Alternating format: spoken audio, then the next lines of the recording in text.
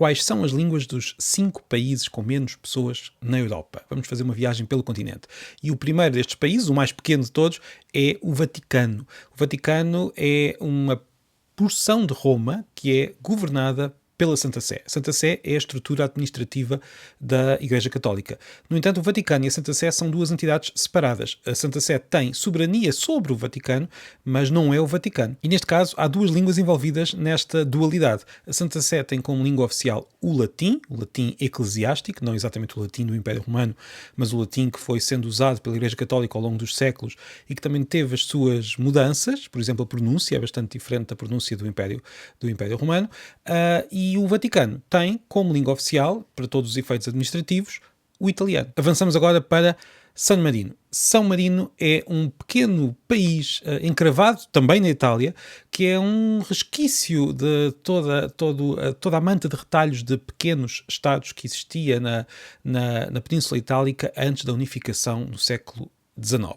San Marino tem como língua oficial também o italiano, embora também por lá se fale o romagnol. O romagnol é uma língua que muitos em Itália chamam dialeto, como é habitual por lá, uma língua que já se está a perder e o italiano está a ganhar cada vez mais força. No entanto, ainda há falantes de romagnol em San Marino. O terceiro país com menos pessoas da Europa, que é o segundo país mais pequeno em território, é o Mónaco. E o Mónaco tem como língua oficial o francês, que é a língua falada por grande parte da população, embora também lá haja uma língua chamada monegasco. Há uma versão do hino do Mónaco em monegasco, que é uma língua que está relacionada com outras línguas faladas ali perto na Itália, não necessariamente na França. Mas tal como o romagnol, também o monegasco se está a perder e o francês é a língua mais falada de longe. Depois temos o Liechtenstein, encravado entre a Suíça e a Áustria, onde a língua oficial é o alemão padrão, mas onde se fala muito uma variedade do alamânico, que é um conjunto de variedades linguísticas usadas, por exemplo, na Suíça e também numa zona da Áustria,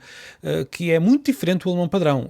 Na prática é uma língua separada, tão distante do alemão padrão como português está distante do italiano, por exemplo. Mas as pessoas usam este alamânico nas situações informais, todas as pessoas usam e conhecem, mas nas situações formais usam o alemão padrão. É uma situação chamada pelos linguistas diglóssica. Por fim, o quinto país menos povoado da Europa é Andorra. Andorra, destes 5, é o maior, sem grande dúvida, tanto em população como em território, e lá fala-se muito castelhano, fala-se muito francês, fala-se muito português, mas a única língua oficial é o catalão. O catalão é a língua oficial de Andorra. As leis estão em catalão, a televisão é em catalão, tudo o que está escrito em catalão, nos avisos oficiais, nos sinais de trânsito, é a mesma língua do país. Não é de longe o país menos povoado da Europa. Aliás, tem mais população que a Islândia, mas como é tão pequenino em território, vou deixar aqui também uma referência a Malta.